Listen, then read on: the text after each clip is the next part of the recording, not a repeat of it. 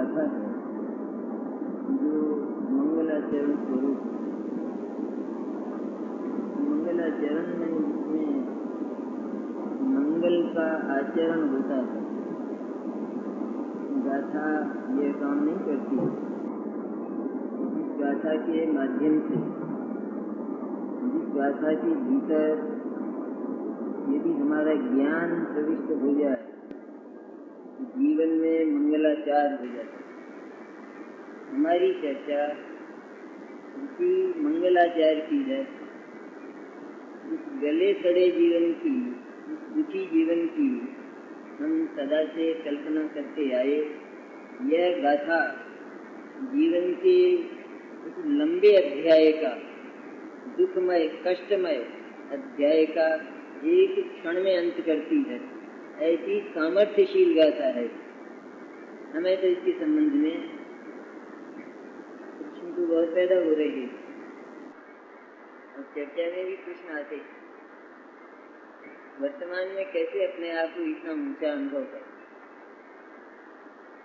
और इतना ऊंचा है तो अनुभव करने में तो ये दिक्कत क्यों होती है? क्या इतना ऊंचा नहीं है? सबसे पहले तो ये बात हमारे भीतर स्पष्ट होना चाहिए, निश्चित होना चाहिए, निर्णयात्मक होना चाहिए। तो पर्याय ने तो जो कुछ भी किया हो आज तक, लेकिन हम सचमुच ही अपने वस्तुत्व में, अपने द्रव्य में, अपनी सत्ता में सारे भगवान सिद्धों से भी नीचे हैं या नहीं? क्योंकि हमसे यदि कोई ऊंचा है तो फिर उसका आश्रय लिए बिना काम नहीं चलेगा और उसका नाम बंधन है, मुक्ति तो नहीं। ये तो मुक्ति की गाथा है जिसका उछलता कलेजा हो, एकदम उछलता मुक्ति के प्रति। मुझे तो अभी जाना है, एकदम इतनी उतावल हो, मुझे पानी इसी समय मिलना चाहिए, अन्यथा मेरा प्राणांत हो जाए।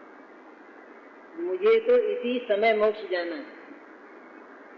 जिनके बिगड़े दिमाग होंगे वे ये कल्पना करेंगे, अभी तो कपड़े हैं, अभी तो परिवार है, अभी तो राग है, अभी तो मुनि दशा आई नहीं है।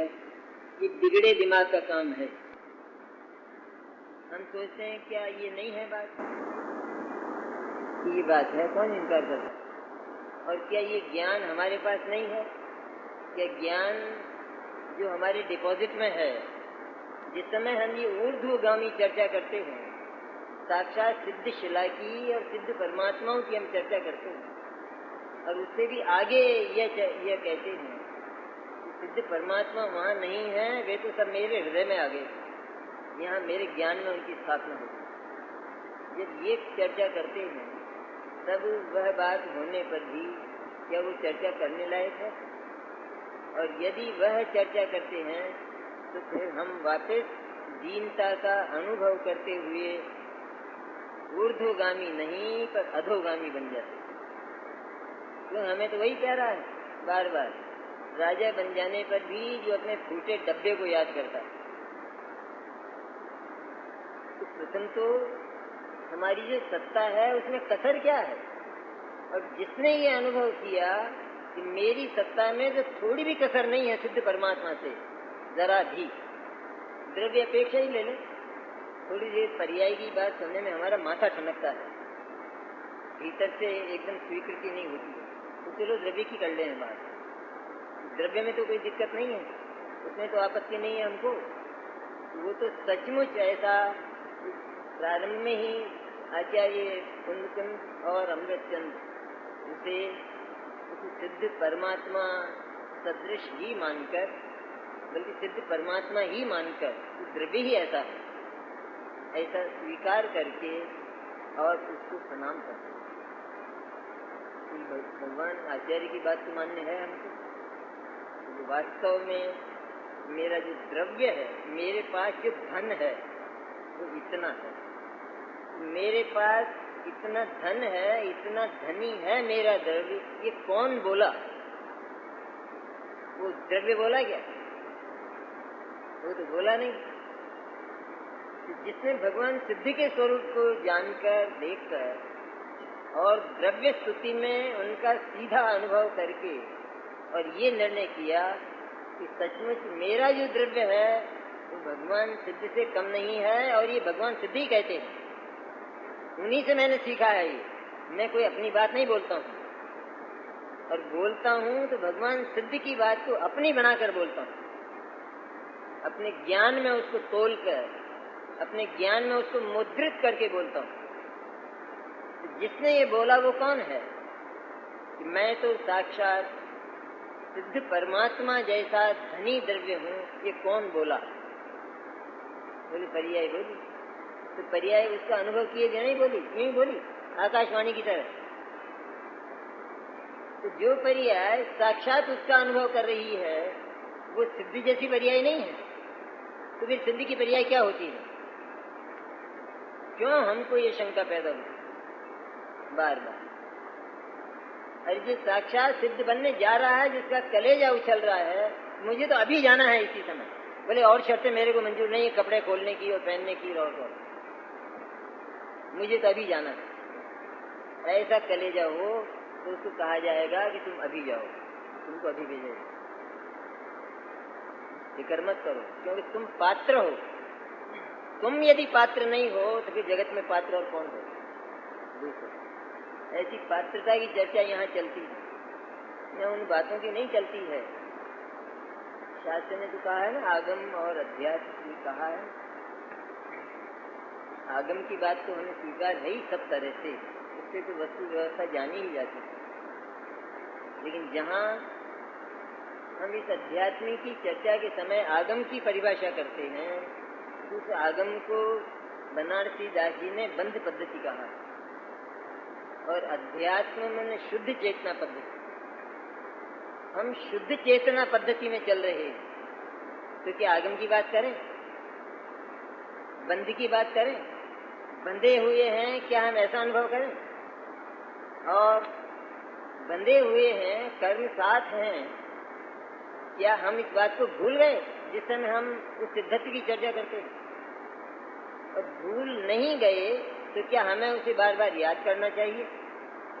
याद करेंगे तो पुनः गिर जाएंगे, वापस गिर जाएंगे। वहाँ वे बातें याद नहीं की जाती जो सचमुच हमारे जो बंद भाग्य थे वे खुल रहे और हम इनकार करते। गुरुदेव तो कहते थे कि लक्ष्मी टीका करने आई और ये कहता है कि मैं मुंह धोकर आता हूँ, वो कहती है मुझे तेरा यही मुंह पसंद है, धोने क्यों जाता है? ये लक्ष्मी टीका करने आई है और हम कहते हैं मुंह धोयाता हूँ, मुंह धोयाता हूँ, मैंने निगोज जाकर आता हूँ।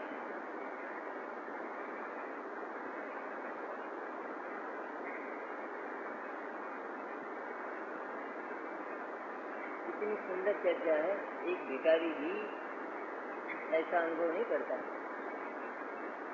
जिस भिखारी को किसी ने 1 रुपया दे दिया हो और उसने उसे खर्च नहीं किया, बस पास में एक लॉटरी की दुकान थी तो उसने लॉटरी का टिकट खरीद लिया 1 रुपए का। 1 करोड़ रुपए का टिकट 1 रुपए में खरीद लिया, और हुआ ऐसा कि उसकी लॉटरी खुल गई। अब वो तो भीख मांग रहा था और किसी ने आकर कहा कि तेरी लॉटरी खुल गई 1 करोड़ रुपए की। अब उसके मन का विश्लेषण मैं आपसे चाहता हूँ कि वो अपने आप को क्या मानता है। भीख मांग रहा है, भिखारी ही मानता होगा, तो उससे पूछ लो या आप जवाब दे दो, या आपकी स्थिति ऐसी हो तो आप क्या मानेंगे और मैं क्या मानूंगा? तो लोग तो उसको भिखारी कहेंगे और उसकी झोली अभी भी फैली हुई है और कोई रोटी डाल रहे हैं, इतनी तो स्थिति है। ऐसी स्थिति में वो ये अनुभव करता है कि कौन भिखारी है, अब तो तुम हो मेरे भिखारी, मैं तो करोड़पति हूं। कितना अंतर हो गया है थोड़े समय में ही।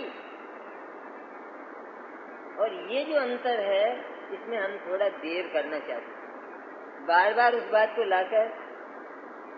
तो वर्तमान में सिद्ध दशा, हाँ साहब ये तो होता है, क्षोभम ज्ञान है, छद्मस्थ ज्ञान है, छद्मस्थ ज्ञान में भी आत्मा की अनुभूति हो जाती है श्रुत ज्ञान में, ये तो ठीक है, पर वो एक समय की अनुभूति हुई, इसके बाद तो फिर हो गया। और ये बातें बहकी बातें हैं, ये करने की नहीं है। इसमें आगम नहीं लगाना है हमको कि वो तो श्रुत ज्ञान है, वो तो थोड़ा सा है, वो कैसे होगा, वो तो एक समय के लिए ही हुआ। क्या विचित्र है बात। जब स्वयं आचार्य लिखते हैं त्यागवाद, मैंने ये भाव श्रुत ज्ञान जो आत्मा को साक्षात सिद्ध अनुभव कर रहा है, अनुभव तो द्रव्य का होता है, तो द्रव्य का जो अनुभव हुआ उसी का नाम तो सिद्धत्व है पर्याय में। वो जो अनुभव किया वो श्रुत ज्ञान ने किया, नाम श्रुत ज्ञान, पर यहाँ उसका नाम श्रुत ज्ञान नहीं है, वो तो आगम है, वो क्षोभम ज्ञान नहीं। ये सारी उपाधियां उसने अपने सिर से उतार ली हैं ज्ञान ने। मैं क्षोभम ज्ञान नहीं, मैं श्रुत ज्ञान नहीं, मैं नय नहीं, मैं प्रमाण नहीं, इस सारी उपाधियों को तो उसने पहले धर दिया है उतार कर। और इसके बाद एकदम निरपेक्ष होकर, एकदम नग्न होकर और अपना समर्पण उस शुद्ध चैतन्य पर कर दिया। समर्पण भी ऐसा किया है कि जैसा द्रव्य भक्ति में आत्मसात हुआ भगवान सिद्ध के साथ, और स्वयं स्तुति करने वाला और भक्त होने पर भी अपने आप को भगवान अनुभव करने लगा। ये तो विकल्पात्मक और पराश्रित द्रव्य स्तुति में हुआ है काम, कि जब वो अपने आप को सिद्ध अनुभव करने लगा। तो भाव भक्ति से नीचे होगी भाव स्तुति। भाव स्तुति में तो साक्षात सिद्धत्व का अनुभव होगा, और होना ही चाहिए, क्योंकि पद तो उसी का है ऊंचा, और वही तो है हमारा साध्य। इसलिए साध्य दशा में जहाँ इसका प्रारंभ हो ही गया है और वह पूरी तरह हमारे चखने में, हमारे आस्वादन में आ ही गई है, तो सिर नहीं हिलाना और ये प्रश्न नहीं करना वर्तमान में कैसे हो सकता है।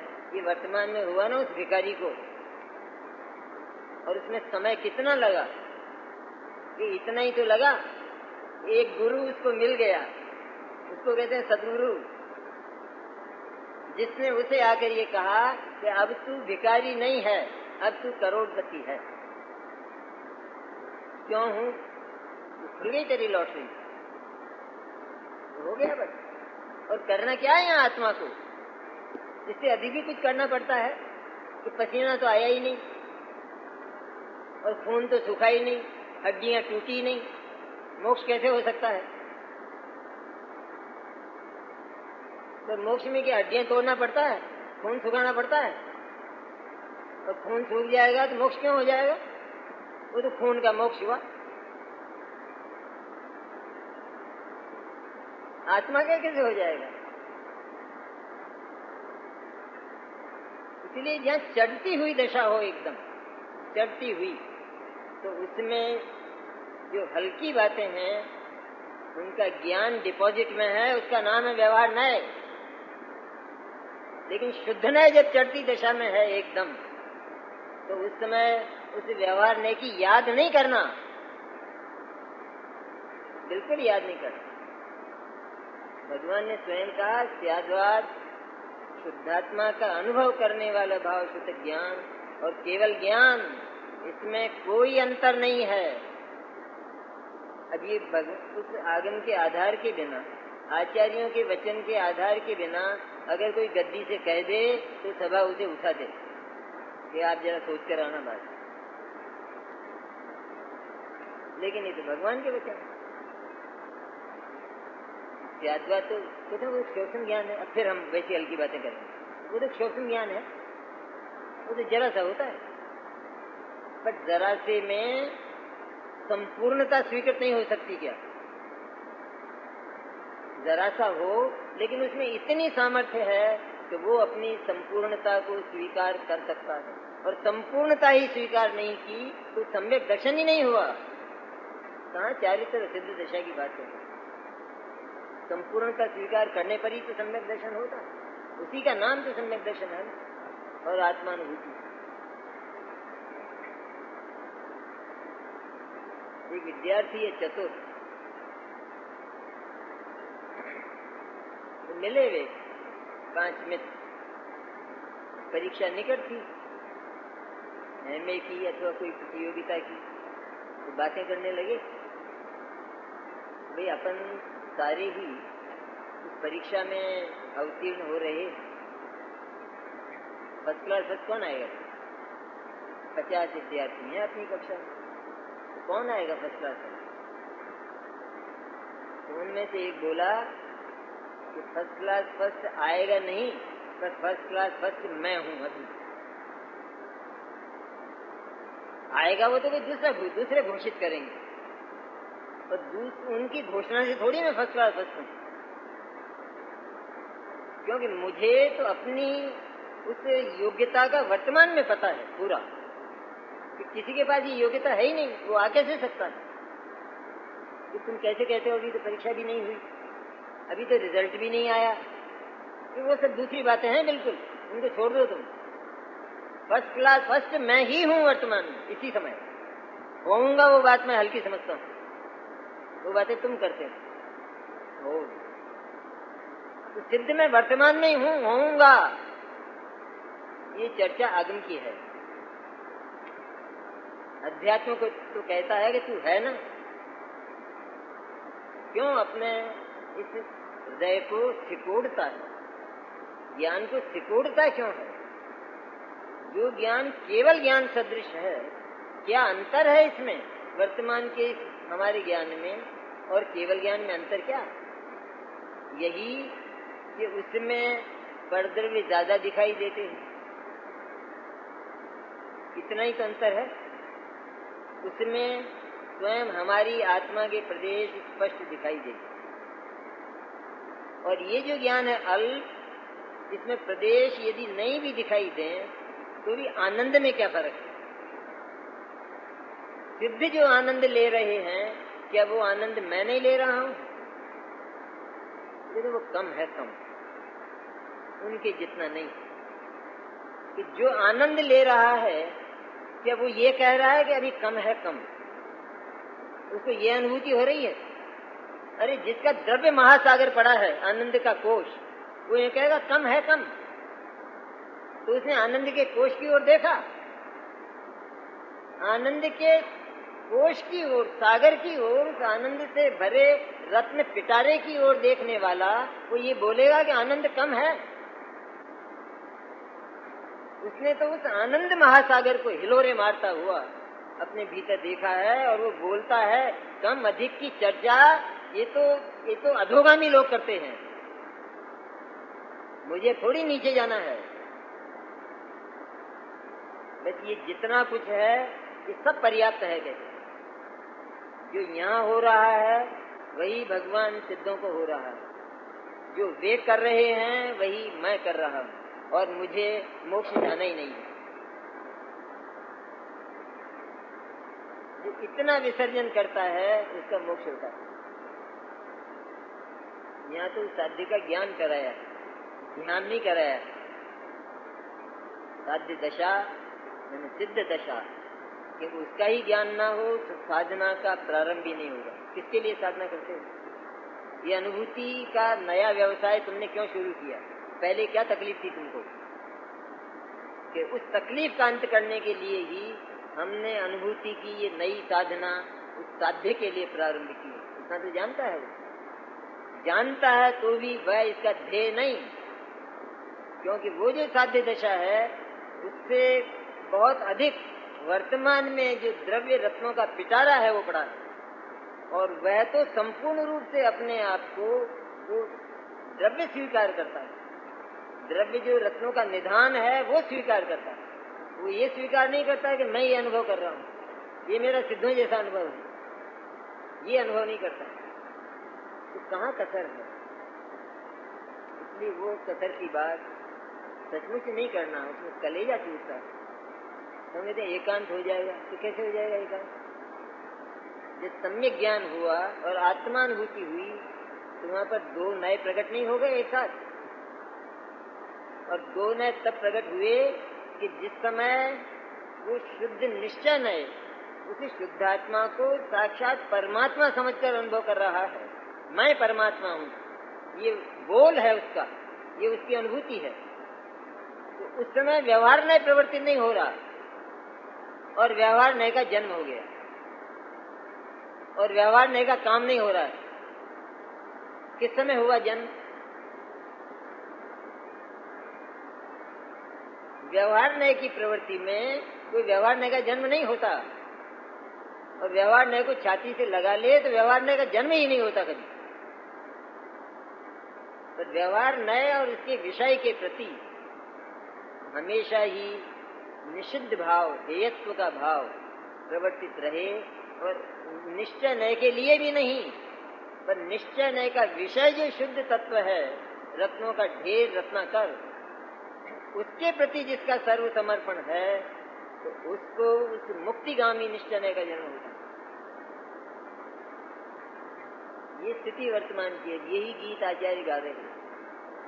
एक बार जब तक हम सिद्धों को अपने ज्ञान में अपने भीतर स्थापित कर रहे हैं ना, तो भीतर कहाँ स्थापित करेंगे कि हम अपने निर्मल ज्ञान में, शौक्सम ज्ञान की बात मत करना, शौक्सम ज्ञान में उसमें ये सब जो है हल्की चर्चाएं हैं, यूं ही समझना कि केवल ज्ञान में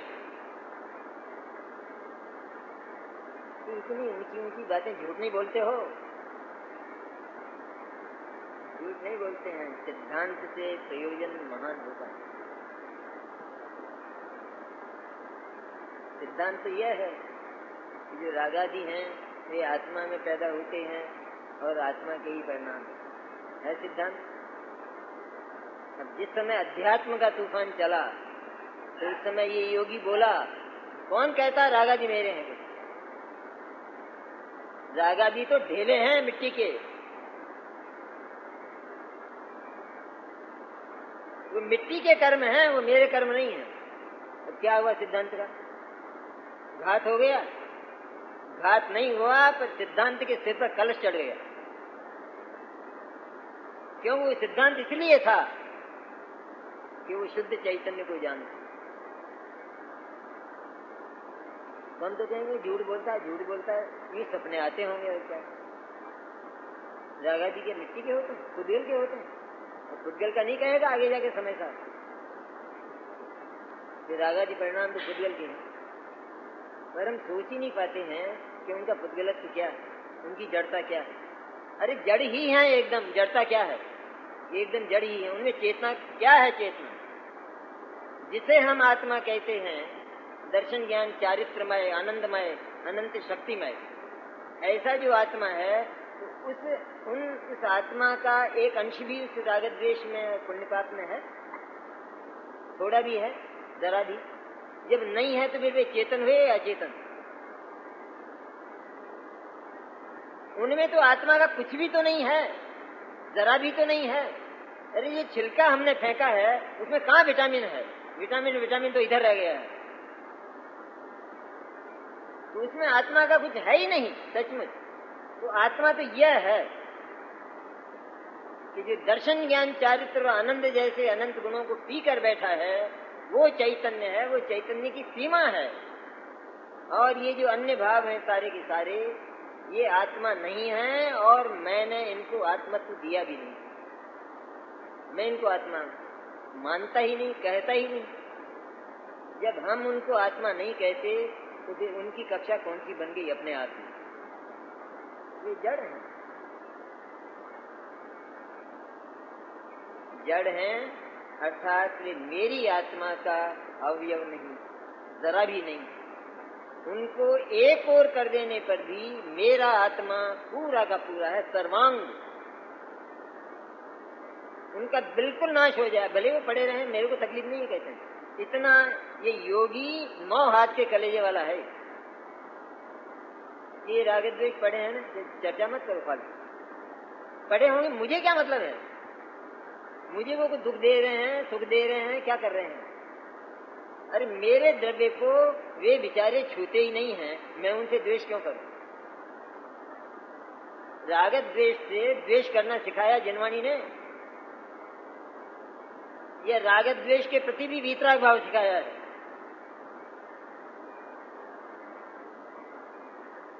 इसलिए वो कहता उपेक्षित कक्षा में है।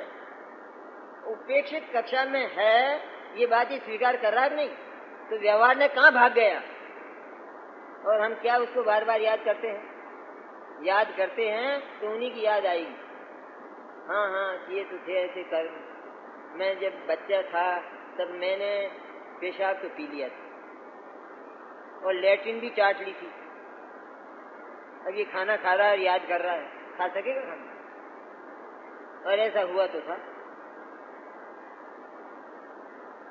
वो बात याद करने लायक है? अरे गई बीती हो गई बातें, बहुत पुरानी हो गई, जमाना बदल गया। मेरा तो एकदम नया जन्म हुआ है, पुनर्जन्म है ये, यही हो गया पुनर्जन्म। आयु का नहीं है यहाँ पर कोई चक्कर। आयु खत्म होगी और होगी, तो हो गई वो तो आयु खत्म। मेरा तो नया जन्म हो गया है, नया जन्म। मैंने बिल्कुल सिद्ध परमात्मा दिखाई देता हूँ मैं अपने आप। गुरुदेव तो कहते थे ऐसा कि सम्यक दृष्टि को स्वप्न भी ऐसे आते हैं कि मेरा आत्मा सर्व कर्म से रहित निर्मल हो गया। तो वर्तमान में जागृत दशा में वो ऐसा अनुभव करता है तो उसे ऐसे सपने आते होंगे, या जागृत दशा में तो बंद में अनुभव करता है, सपने मोक्ष के आते हैं। जो स्वप्न हैं वो सारे के सारे जागृत दशा के हैं।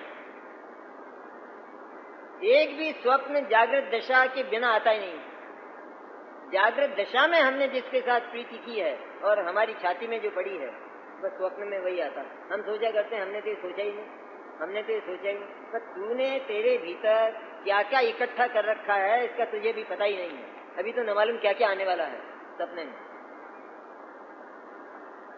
लेकिन जो निरंतर यही अनुभव करता हो, यही मानता हो, और बातें करते हुए भी जिसका चित्त केवल इधर ही पड़ा हो, यहीं पड़ा हो, उस पनिहारी की तरह कि जिसके सिर पर 2 मटके हैं, 2 मटके हैं, 3 मटके हैं, और रास्ते में कोई सखी मिल गई तो उससे बातें करने लगी। तो कहाँ देख रही है वो? बातें कर रही है। प्रकट तो काम ये दिख रहा है लोगों को, बातें कर रही है, मूर्ख है बिल्कुल, अभी घड़ा फूट जाएगा। तो वो कहती कि तुम हो मूर्ख, मैं तो घड़े को ही देख रही हूँ। ये बातें ये तो यूं चल रही है टेप रिकॉर्ड की तरह, ये मैं नहीं कर रही हूँ, क्योंकि इन बातों से तो मैं बहुत विरक्त हूँ। मेरा चित्त एकदम उन जल से भरे हुए घड़ों में पड़ा है। कनिहारी तो बहुत उदाहरण आता है। कनिहारी जैसे अपने सलिल भरे घटों को भूलती नहीं भूलती, इसी तरह जिसका हृदय मुक्ति के लिए उछल रहा है, वो अगर भगवान सिद्ध परमात्माओं को अपने वर्तमान ज्ञान में कि जो केवल ज्ञान जैसा है, इसमें संकोच मत करना बिल्कुल। यूँ कहते हैं आचार्य, मैं गुमराह नहीं कर रहा हूँ, अब चिट्ठियां मत भेजना, नहीं बोलता। अरे उछलता हृदय नहीं होगा तो हम कोई ऊंची चीज प्राप्त कर सकेंगे? ये जितने भी प्रतियोगिता के विद्यार्थी हैं वे सब करोड़पति होते होंगे, होते हैं करोड़पति। प्रतियोगिता मैंने ऊंची परीक्षा देने वाले, ऊंचे पद का इंटरव्यू देने वाले, वे करोड़पति होते हैं? सामान्य लोग होते हैं। सामान्य होने पर भी उनका हृदय कितना, वो जानते हैं कि मैं इस योग्य हूँ, ऐसा विश्वास है। क्या है तो अपनी वर्तमान स्थिति को वो बिल्कुल गौण कर देते हैं, दृष्टि से ओझल कर देते हैं। अरे कि तू क्या, तेरी माँ तो चक्की पीसती है और दूसरे के यहाँ रोटी बनाती है, तू क्या बात करता है, कैसी बातें करता है, बहकी बातें। चुप रहो एकदम, बोलो मत। तुम मेरा हृदय तोड़ना चाहते हो? मैं वास्तव में ऐसा हूँ। होगा वो तो कहीं भी पैदा हुआ, कुछ भी हुआ, मैं तो नरक में ही पैदा हुआ, इससे क्या मतलब है तुम्हें? कहीं भी पैदा हो, पैदा होने से कहाँ इसका अनुभूति का संबंध है? जहाँ भी पैदा हुआ हो गया। आत्मा का क्या पैदा होना है? आत्मा को नरक की धरती लगती ही नहीं तो फिर क्या झगड़ा है? कहीं भी हो, पर्याय में तो सिद्ध हो ही गया, क्योंकि अनुभव करने वाली तो पर्याय है। इसमें थोड़े समय का, ज्यादा समय का, ये सारी गुण स्थानों की चर्चा है कि इससे बाहर है। इसमें निश्चयाभास कभी नहीं होगा। ज्ञान अगर सजग है तो, ज्ञान अगर त्यागवाद बन गया है, और उस त्यागवाद में भी यदि यह ज्ञान प्रदान हो गया है, शुद्ध चैतन्य को देखने वाला, उसी को अपने सिर पर रखने वाला, तो फिर व्यवहार में रहता खड़ा रहेगा, कोई दिक्कत नहीं। इसकी शंका नहीं करना। अब कोई निश्चयभासी हो जाए तो उसका बिगड़ क्या गया? पहले व्यवहाराभासी होगा और क्या? मैंने पहले कुएं में गिर रहा, पहले आग में गिर रहा था, अब कुएं में गिर गया, क्या फर्क रहा है? मौत तो होनी है दोनों में। कोई हो भी जाए तो अपने में से तो कोई होने वाला नहीं है। लोग आए हैं ना सब जातक की तरह सुनने, ये तो नए लोगों को ये बात समझ में नहीं क्या है। ये तो अपन अपनी भाषा में चर्चा कर रहे हैं, अपने जीवन की प्रैक्टिकल बातों की चर्चा कर रहे हैं। ये आत्मा की प्रैक्टिकल चर्चा है, ये प्रयोग पद्धति है, ये जिसका कुंद कुंद ने प्रारंभ किया।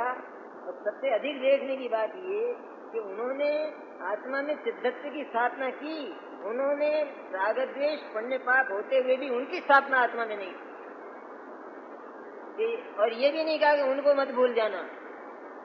तो मुझे उनको भुलाना ही है भगवान, उनको भूले बिना तो इसके दर्शन होते ही नहीं है परमात्मा के। उनको तो भुलाना ही है एक बार, वे रहे ना, बस मुझे कहाँ दिक्कत है उनको। मैं तो ये समझता हूँ कि वे राग द्वेष भी मेरा कुछ बिगाड़ते नहीं, और आज तक मेरा कुछ बिगड़ा ही नहीं। मैंने देखा उसको अच्छी तरह, मेरे धन को। लोगों ने कहा कि तुम्हारे घर का ताला टूट गया, ताला तो टूटा, पर मैंने देखा कि मेरी संपत्ति तो ज्यों की त्यों व्यवस्थित है, तो टूट गया होगा, ठीक है। इस तरह वो राग द्वेष रहे, सदा से रहे, लेकिन रहने पर भी वे मेरे चैतन्य का स्पर्श नहीं कर पाए। भीतर घुसने की बात तो बहुत दूर है, क्योंकि वो किला वज्र का है और आत्मा तो उसमें निर्भय सोता है, निर्भय आनंद में सोता है। वज्र का किला किसी राजा का हो और कोई ऐसा वैरी हो कि जो उस किले पर आक्रमण कर दे। राजा जानता है कि मेरा किला वज्र का है, टूटने का तो कोई प्रश्न ही नहीं है। चाहे अणु बम आवे, चाहे हाइड्रोजन बम आवे, कोई आवे, एक टूटने का तो कोई प्रश्न नहीं। ऐसा उसने निश्चय कर लिया। अब जो सेना है, शत्रु की सेना, वो तो प्रहार कर रही है। भीतर जो अमात्य लोग हैं, मंत्री लोग, वो कहते हैं कि आप सो रहे हो ऐसे समय? अरे आप देखो तो सारा किला घिर गया है, तोपें चल रही हैं, बम चल रहे हैं, थोड़े समय में किला टूट जाएगा और आपको गिरफ्तार कर लिया जाएगा, आपका प्राणांत कर दिया जाएगा। तब वो क्या कहता है राजा कि बको मत, चुप बैठ जाओ, मेरी नींद हराम मत करो। किस बल पर बोलता है? मेरा किला वज्र का, कभी टूटने की संभावना बिल्कुल नहीं। ये चैतन्य का किला मिट्टी का है या वज्र का है? बताइए, आज तक किसी ने प्रवेश किया हो तो इसके भीतर? प्रवेश ही यदि कर लिया होता तो वास्तव में बिगड़ गया, बस बिगड़ा ही नहीं है। इसलिए नए को अच्छी तरह समझकर, नए मैंने तो नए के नाम सीखने योग्य हैं, सीख भी लेते हैं, लेकिन किसी को नए का नाम याद ना हो तो भी इसमें सब आ गए हैं सारे। कहाँ याद है इसमें? हमें तो ये सुयोग मिला है जनवाणी का, तो हम तो शुद्ध नए और अशुद्ध नए, व्यवहार नए इत्यादि सारी बातें कर लेते हैं, तो फिर भी नहीं जान पाते हैं स्वरूप। फिर भी यही कहते हैं शुद्ध नए से ऐसा, व्यवहार से ऐसा, पर उनसे ऐसा है ही नहीं। क्योंकि वस्तु व्यवस्था वो कोई नए साध्य नहीं है, नए तो केवल वस्तु व्यवस्था को जानने का उपाय है, वस्तु व्यवस्था को बनाने का नहीं है वो तरीका।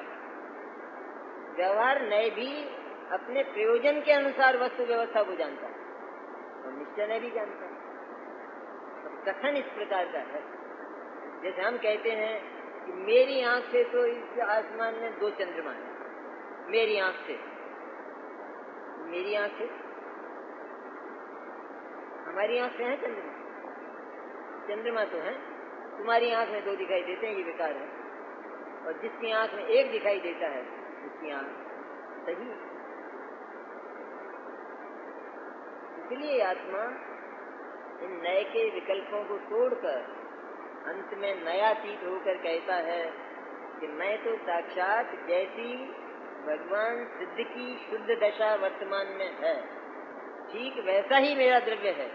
तो जिसने ऐसा बोला, जिस पर्याय ने, जिस ज्ञान की पर्याय ने ये बोला, तो पर्याय स्वयं सिद्ध परमात्मा जैसी शुद्ध हुई कि नहीं हुई? उसमें कहाँ कसर रह गई पर्याय में? इसलिए कहा आचार्य ने, द्रव्य स्तुति में हमने ऐसी बात की, लेकिन जो वास्तविक कार्य है वो तो भाव स्तुति में होता है। भाव स्तुति में वो उसी शुद्ध चैतन्य तत्व के साथ एकाकार होकर ये अनुभव करता है, अरे मैं तो वर्तमान में सिद्ध हूँ। सिद्ध हूँ मैंने, सिद्ध हूँ मैंने वो सिद्ध दिशा नहीं, सिद्ध हूँ मैंने, मैं त्रिकाल मुक्त हूँ। ये त्रिकाल मुक्त हूँ, इसका नाम सिद्ध दशा, नई पैदा होने वाली,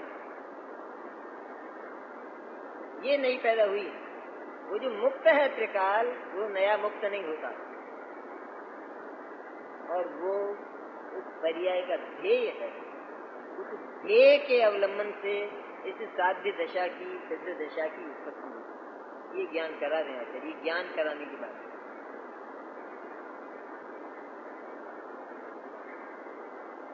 सारे विकारों से हमारी चित्त भूमि को हमने एकदम निर्मल कर लिया। कहते हैं ना, जो ज्ञान कषाई ज्ञान है, सकषाय ज्ञान है। तो सकषाय ज्ञान का क्या मतलब? वह ज्ञान कि जिसने कषाय से मित्रता कर रखी। कषाय है बाहर, ज्ञान के बाहर, उसका भी कभी ज्ञान में प्रवेश नहीं होता। जानने में आता है वो दूसरी बात, उसकी चर्चा हमें नहीं करना। लेकिन कभी भी कषाय का ज्ञान में प्रवेश नहीं होता। आचार्य कहते हैं चेत से चेतक भाव है, ज्ञान जानता है और वो यदि है तो जानने में आ जाता, बस हो गया, इससे अधिक और कुछ नहीं। तो जिस कषाय की कक्षा को ही संपूर्ण रूप से हमने आत्मा से बहिष्कृत कर दिया, मैंने बहिष्कृत तो थी ही, लेकिन ये जान लिया कि ये सचमुच मेरे आत्मा से बाहर है, मेरे चैतन्य की परिधि में इसका एक भी अवयव नहीं है, एक सदस्य इसका नहीं। तो आत्मा आत्मभूमि कैसी होगी? ज्ञान भूमि एकदम निर्मल हो गई। अब केवल ज्ञान में इसमें क्या अंतर है? देखिए, अंतर का अनुभव करना बार बार, इधर तो चर्चा ये चल रही है और इधर ये अंतर अनुभव करना कि हाँ भाई लॉटरी तो खुल तो गई, ये तो ठीक कह रहे हो, खुल गई, लेकिन अभी तो मैं भीख मांग रहा हूँ, भिखारी हूँ, हो गया तो तेरी जो लॉटरी है वो लुट जाएगी, तुझे संभाल भी नहीं सकेगी, क्योंकि तुझे भिखारीपन से ममत्व छोड़ना ही नहीं है, तुझे इसमें इतना मजा आ गया है टुकड़े खाने में। नीचाई से आचार्य कुंद समय सार को उठाती नहीं, क्योंकि आत्मा सचमुच भले ही अपने आप को उसने कैसा ही माना हो, जाना हो, माना भी है, जाना भी है, इसमें संदेह नहीं है, लेकिन आत्मा वैसा नहीं था, नहीं है और नहीं होगा, अन्य प्रकार का है। इसीलिए तो हम उनको मिथ्या कहते हैं। उन वस्तुओं झूठा क्यों कहते हैं? मिथ्या दर्शन से कोई चर्चा करे तो हम क्या कहेंगे? ये तू झूठ बोलता है। ये क्यों झूठ बोलता हूँ?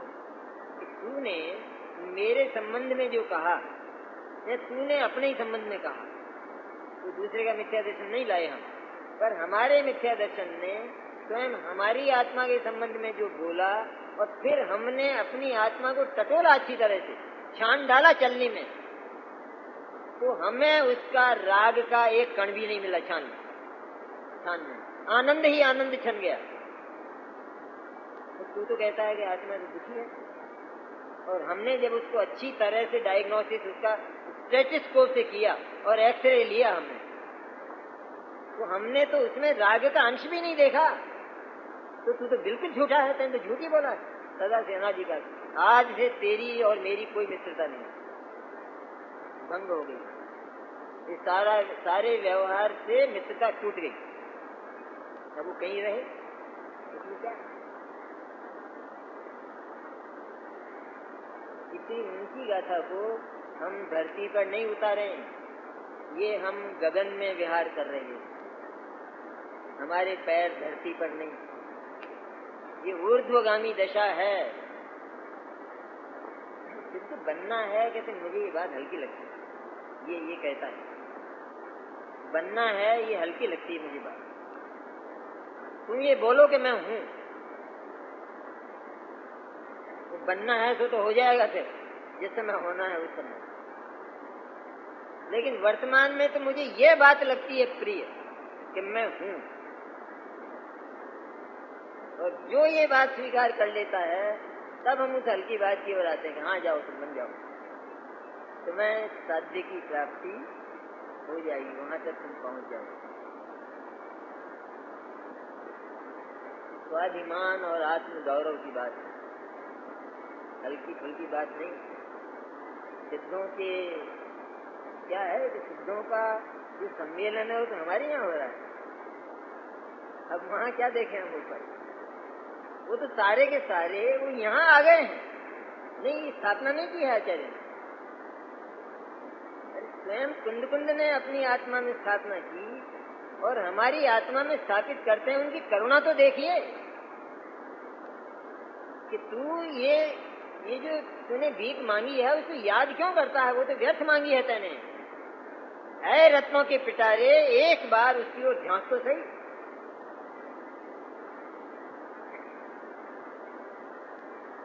ऐसी दशा में जहाँ हमारी आत्मा में, हमारे ज्ञान में अनंत सिद्ध स्थापित हो गए, तो वहाँ विकार को रहने के लिए कोई गुंजाइश नहीं। क्यों नहीं है? क्योंकि सिद्धों के बैठने के लिए तो कैसी भूमि होना चाहिए? कीचड़ वाली गली, एकदम निर्मल स्फटिक की भूमि। वो स्फटिक भूमि यहाँ है, वहाँ बैठेंगे ना भगवान सिद्ध। कषाय की भूमि अब आत्मा में थी नहीं, आत्मा में रही नहीं, पर्याय में है। पर्याय में बोलो मत, बात मत करो। अरे वो जा रही है, तुम उसको बुलाते हो वापस। ये वेंतरों का यही तो खेल है। तो जा रहा हो तो झांकना मत उसकी तरफ, तो दोबारा लग जाएगा।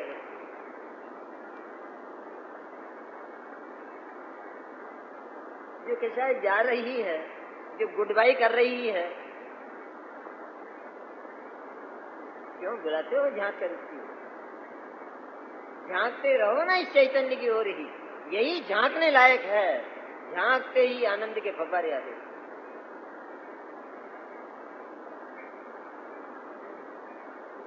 इसको कहते हैं अपने आत्मा में सिद्धों की स्थापना, और अपनी चित्त भूमि को अत्यंत निर्मल, अत्यंत पवित्र कर लेना।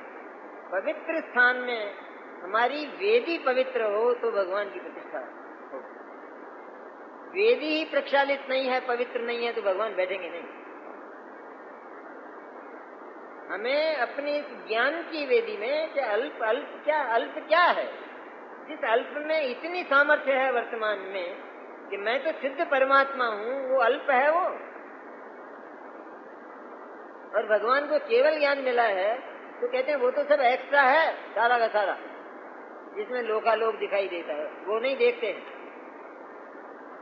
उनको नहीं देखना है लोकालोक, पर दिख जाए तो वो इनकार भी क्या करें, क्योंकि मेरे को तकलीफ तो है नहीं कोई। मेरे ज्ञान में इनका प्रवेश होता कहाँ है जो मैं घबराऊं?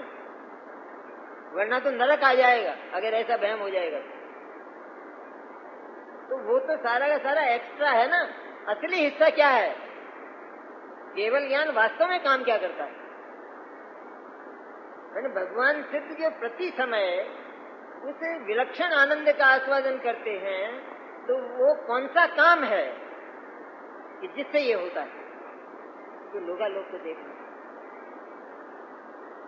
लोकालोक में तो कुछ है ही नहीं, वो वस्तु ही नहीं है। जहाँ उसका कूप है तो वो तो उस कूप की ओर देखते हैं, वो तो भरा हुआ है एकदम, और देखते ही देखना मात्र है, खाली कुछ भी नहीं। उस कुएं को भरना नहीं है, खाली नहीं करना है, उसमें रखना नहीं है कुछ, वो तो बिल्कुल मान सरोवर है एकदम। केवल उसको अत्यंत समर्पित भाव से स्वीकार किया, देखा ऐसा हूं मैं, बस इतना परिणति में ज्ञान में आया कि वो आनंद उछला एकदम। कितनी कम मेहनत का मोक्ष मार्ग है।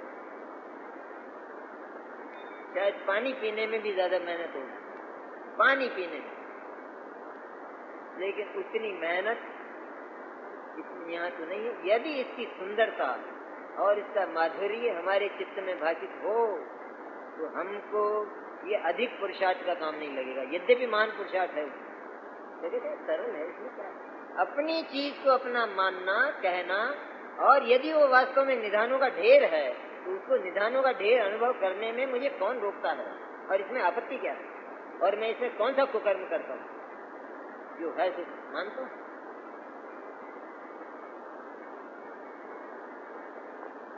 इस तरह द्रव्य स्तुति और भाव स्तुति से मैंने साक्षात शुद्ध चैतन्य का अनुभव करते हुए कि भगवान सिद्धों की स्थापना अपने भीतर सब सिद्ध स्थापित हो। सिद्ध जैसे शुद्धात्मा का अनुभव ना हो तो कहते हम तेरे पास आके क्या करेंगे? खुद इनकार करता है, क्या करेंगे तेरे पास? तो ये मंजूरी नहीं है। हम ये कहते हैं कि तू हमारे बराबर है, तू कहता है कि नहीं भगवान अभी तो देर है, देर है तो हम तेरे पास आने वाले हैं। हमको दिख रहा है कि तू हमारे बराबर है और तू इनकार करता है, तो हम क्या करेंगे तेरे पास आके? तूने तो सम्मेलन किया है बराबर, सजातीय विजातीय तो सब खत्म हो गया, ये तो अपनी बिरादरी का सम्मेलन है। बिरादरी के सम्मेलन में ऐसी बातें होती हैं, और जहाँ सब समान हो सारे के सारे, अरे अनंत सिद्ध परमात्माओं को आमंत्रित करके अपने उस ज्ञान की पर्याय में अल्प पर्याय कहते हैं, अल्प पर्याय पर अल्प शब्द भी क्यों देते हैं हम उसे, कि जिसमें इतनी ताकत है कि जो अनंत सिद्धों को पचा सकती है, उसमें जो स्थापना की वो ज्ञान की पर्याय अल्प नहीं, पर वो केवल ज्ञान ही है, इसमें एकांत नहीं है।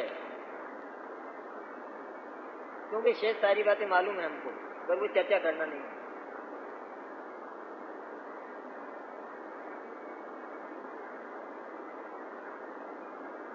इस समय प्रारब्ध का भाव वचन और द्रव्य वचन से परिभाषण प्रारंभ करते हैं। ये आचार्य अमृतचंद आचार्य तुंग के लिए फरमाते हैं कि समय सार को प्रारंभ करने की विधि भी अलौकिक है। उसका प्रारंभ ही कैसे किया? खाली कोई प्रणाम करके, और ऐसा नहीं है, क्योंकि ये जो अनुष्ठान है ये महान है। इसलिए इस महान अनुष्ठान का प्रारंभ महानता से ही होता है। ये शर्त जब तक पूरी ना हो तब तक कहते समय सार का प्रारंभ ही नहीं होता।